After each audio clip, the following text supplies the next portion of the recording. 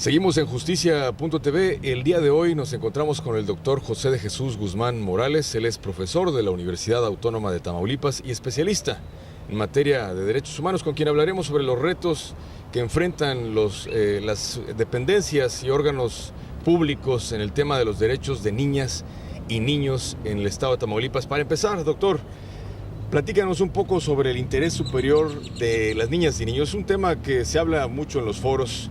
¿A qué se refiere este término? Bien, pues en primer lugar habría que aclarar que esta idea del interés superior de la infancia o interés superior de niñas y niños es un principio. Okay. Y empecemos por ahí. ¿Qué significa un principio?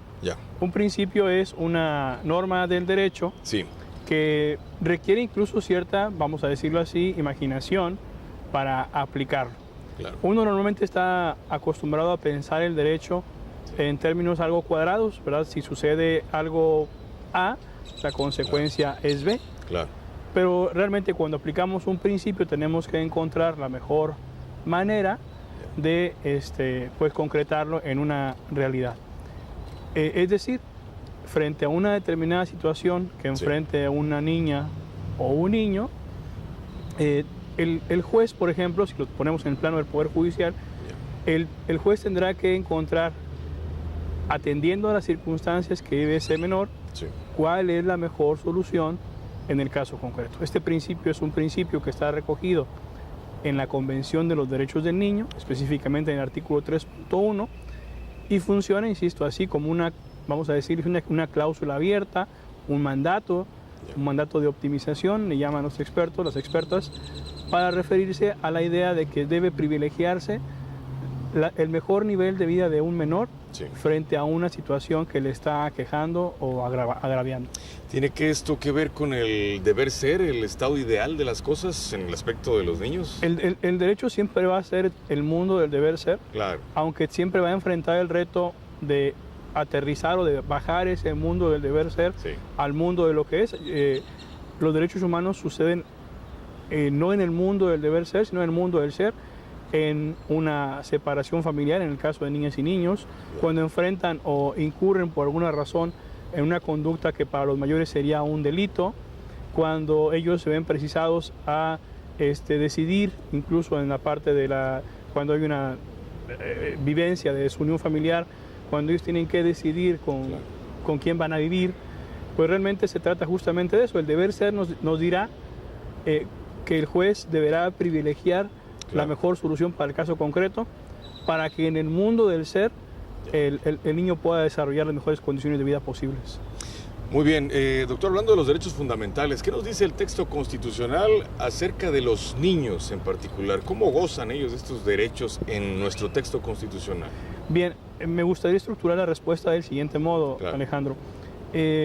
La Constitución, lo primero que ordena es que hoy vamos a entender por normas de carácter constitucional, pues específicamente lo que dice la 136 artículos de la Constitución. En el caso que tú me planteas, es el artículo 4 de la Constitución, el que habla sobre los derechos de las niñas y los niños, de cómo los padres son los primeros responsables de atender esos derechos y de cómo el Estado debe acompañar ese esfuerzo y debe soportar ese esfuerzo y debe garantizar que ese esfuerzo que hagan los padres vaya encaminado a justamente el interés superior de la infancia. Pero no solamente es el texto constitucional.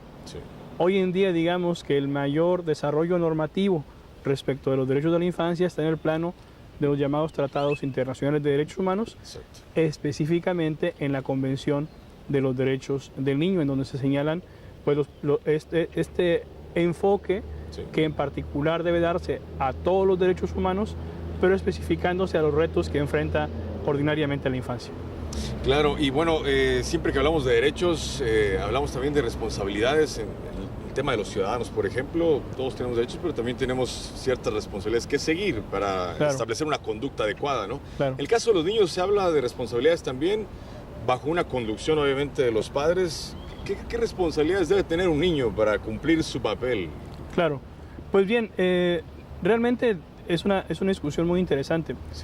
Desde luego, los derechos implican siempre deberes. El propio artículo 29 de la Declaración Universal de los Derechos Humanos nos pone en ese contexto. Los derechos solamente pueden suceder en un mundo en donde todos asumamos a la vez como deber respetar los derechos de los demás. Más o menos por ahí esa es la idea que plantea el artículo 29 de la Declaración.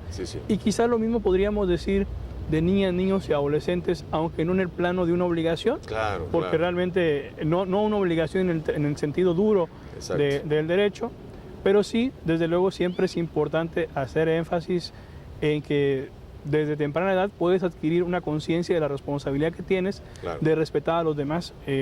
Por ejemplo, en el fenómeno de la violencia en el plano escolar, es obvio que no podrías hablar del respeto a los derechos de los niños sin entender que desde tu parte, aún siendo menor de edad, tienes un deber, un compromiso de respetar a los demás para poder llevar una convivencia pacífica y armónica. Es decir, inculcarles desde temprana edad todas las cuestiones de conducta legales.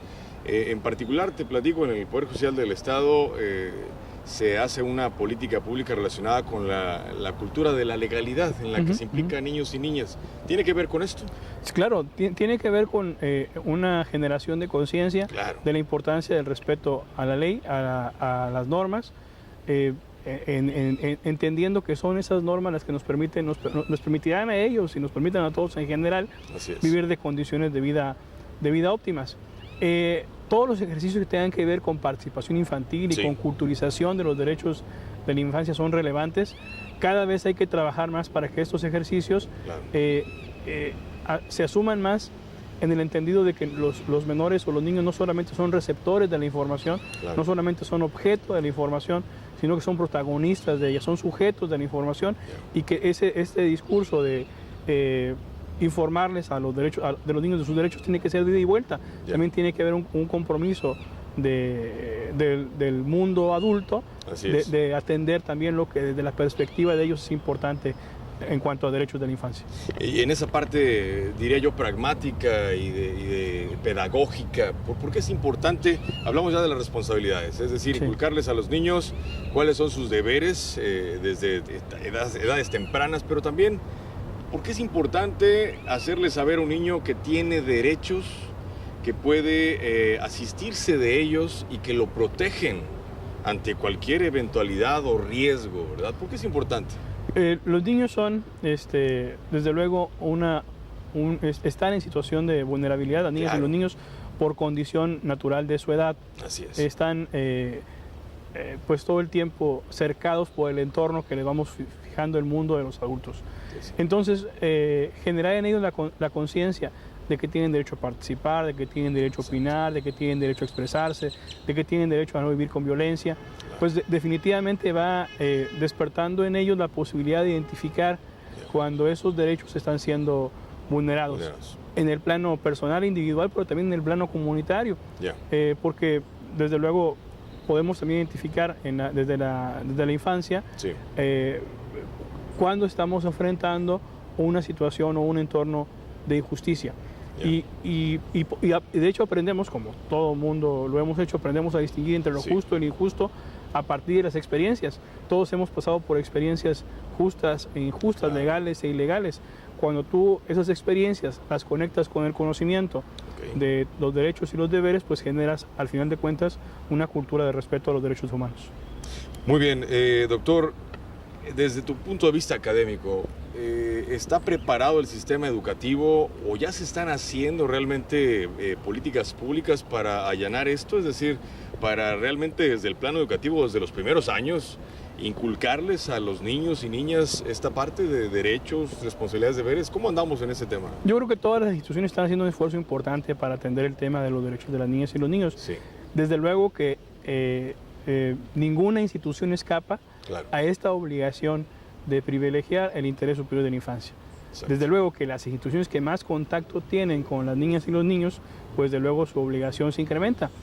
Tú me centras, lo cual me parece adecuado, en el terreno de la enseñanza, del ámbito de enseñanza-aprendizaje. Y definitivamente, si en algún lugar debe trabajarse con mayor ahínco en la protección, en la promoción de los derechos de los niños, es ahí. Pero entendiendo desde luego que ya hay esfuerzos importantes. Quizá un área de oportunidad que yo podría identificar es que a reserva de actualizar mi información, hasta hace muy poco tiempo, por ejemplo, en la formación normalista, sí, no está presente el enfoque de derechos humanos. Okay. Es decir, sí, desde luego hay una alta especialización pedagógica en la sí, formación de los docentes, okay, a la cual hay que agregarle un ingrediente transversal, claro, que sería que esa educación para la cual ellos están aprendiendo técnicas, herramientas y metodologías, sí, sí, tiene una finalidad. Y la finalidad es formar personas conscientes sí, de sus derechos y de los deberes que esas personas tienen con la sociedad. Yo, digamos, insisto, entendiendo que todas las instituciones están haciendo un gran esfuerzo en la materia, claro, pero atendiendo tu pregunta puntual, si en el ámbito educativo algo se puede hacer, creo que la respuesta sería sí en la formación normalista de nuestras maestras y maestros.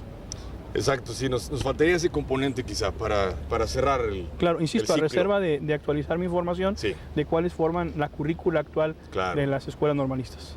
muy bien, y hablando siguiendo este tema de derechos fundamentales, y hoy en día que la perspectiva de género, la equidad de género se ha fortalecido en todos los ambientes, en todos los niveles, doctor. Hablamos de una cultura con sesgos históricos de desigualdad, lo vemos culturalmente, incluso en las manifestaciones mediáticas, cine, televisión. Sin embargo, no podemos negar que tenemos un rasgo matriarcal muy evidente, ¿no? La madre es el centro medular de la cultura mexicana en muchos sentidos. ¿Cómo podemos atacar esto para ambos lados? Porque estamos hablando de equidad de género.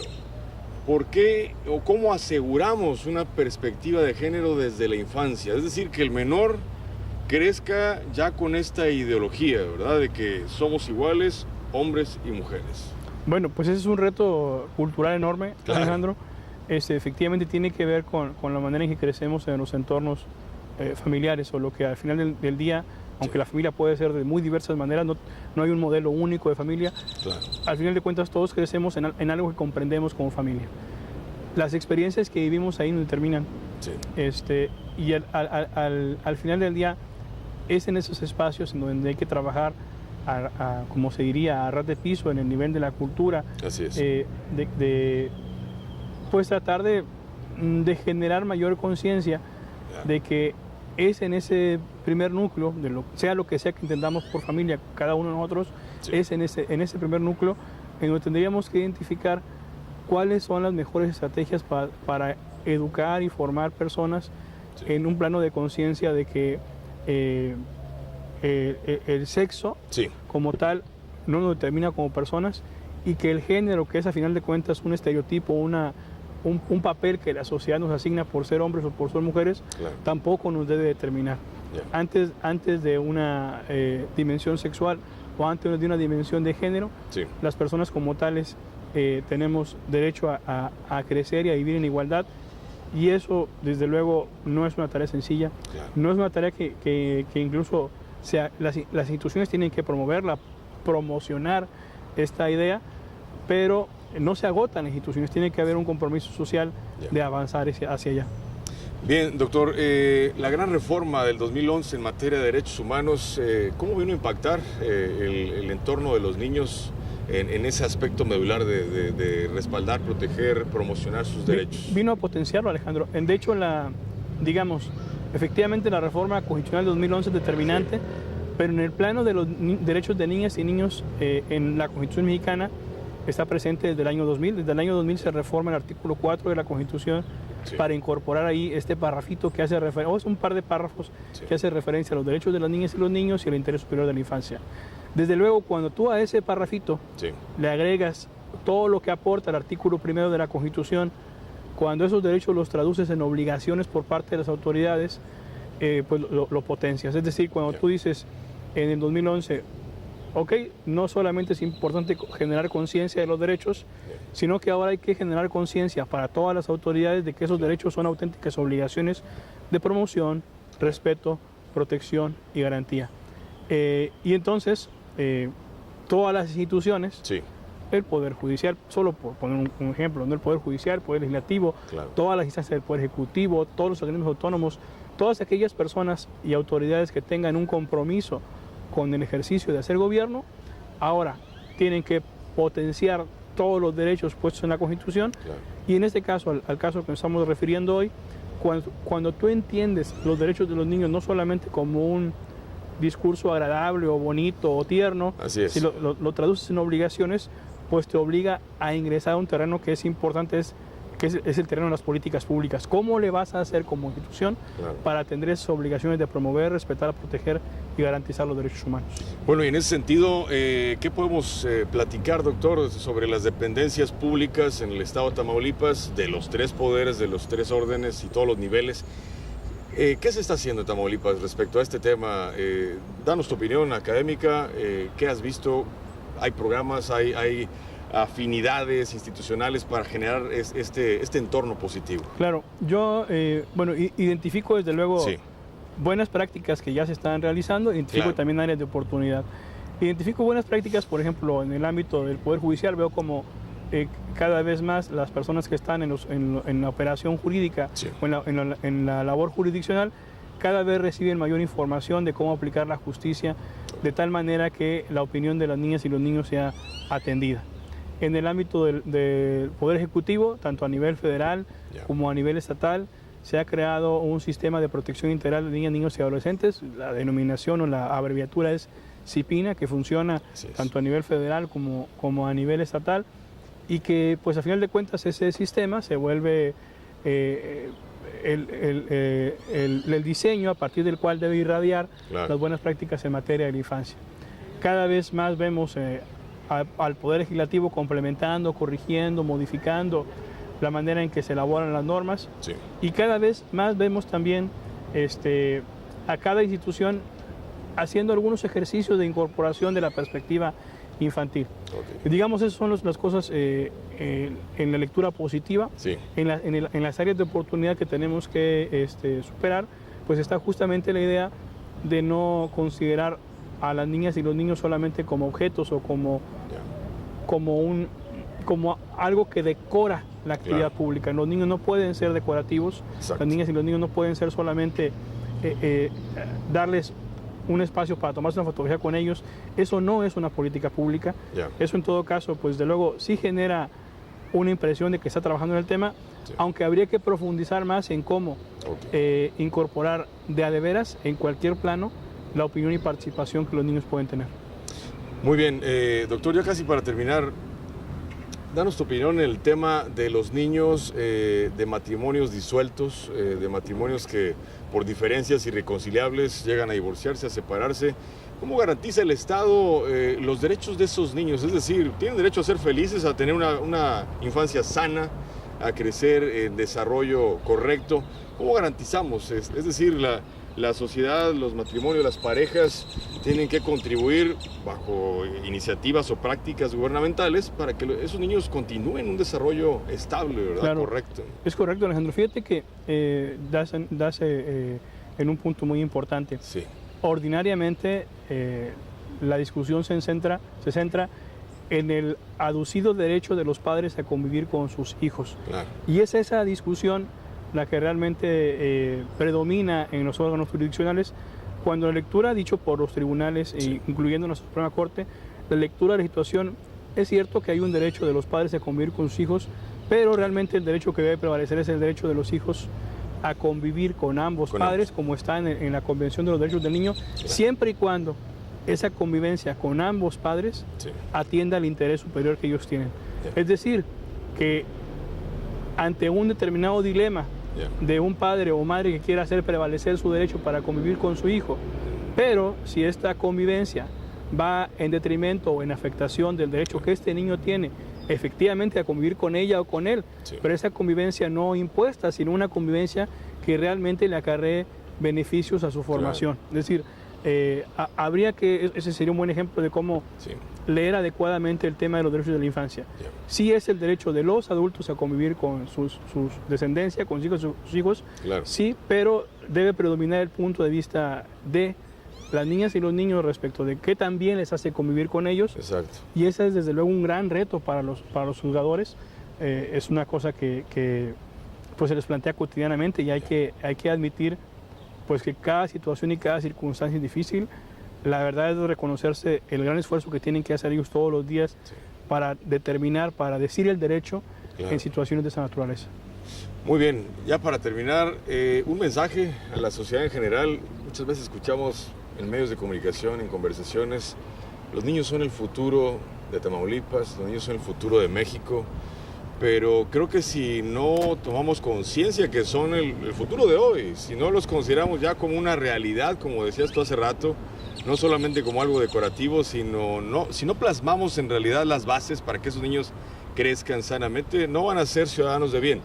Un mensaje general, doctor, para la sociedad, para los mismos medios de comunicación. A veces desde los medios creamos imágenes incorrectas, a veces generamos ciertos aspectos culturales que afectan la socialización y el crecimiento de los niños ideológicamente. ¿Qué podemos hacer para románticamente buscar un mundo ideal para los niños? Claro. Vale, para empezar, no sé si soy el más autorizado para dar un mensaje, pero digamos, compartir algunas preocupaciones. Sí. Primero, por ejemplo, vemos en el tema de cómo en las conversaciones, como tú bien dices, en las propias redes sociales, en los propios medios de comunicación incluso, seguimos, y lo voy a poner entre comillas, extrañando la forma en que ciertas generaciones fuimos educados bajo prácticas de violencia y que muchas veces seguimos perpetuando. Que creo que sería una primera cuestión de reflexión. No todo tiempo pasado fue mejor. Claro, definitivo. Y creo que en la formación y educación de las niñas y los niños sí habría que tratar de distinguir bien cuáles fueron aquellas prácticas que nos condujeron a ser, si así lo estimamos, personas con una cierta ocupación o trascendencia en la vida, de aquellas que realmente terminaron afectándonos justamente por aspectos de violencia que consentimos y que, insisto, seguimos promocionando, impulsando o incluso haciendo mofa de ellos. Por otra parte, creo que también una preocupación que pues del ámbito académico se observa es justamente que las autoridades en lo general adquieran conciencia de esta dimensión de los derechos de los niños como tal, como derechos y como obligaciones puntuales de las autoridades respecto de ellos, para que no los asuman, insisto, como una cuestión meramente decorativa o de imagen, sino de un auténtico compromiso por su bienestar permanente. Creo que al final es responsabilidad de todos, ciudadanos, dependencias públicas. Los niños podrán poner su parte desde su nivel intelectual, ¿verdad? Pero al final creo que es una tarea, una labor de todos. Es correcto. ¿Verdad? Es correcto, Alejandro. Doctor, muchas gracias. Al contrario. Muy interesante tu conversación, te agradecemos tu tiempo. Nada, estoy a la orden. Estuvimos con el doctor José de Jesús Guzmán Morales. Él es profesor de la Universidad Autónoma de Tamaulipas y especialista en el tema de derechos humanos. Continuamos.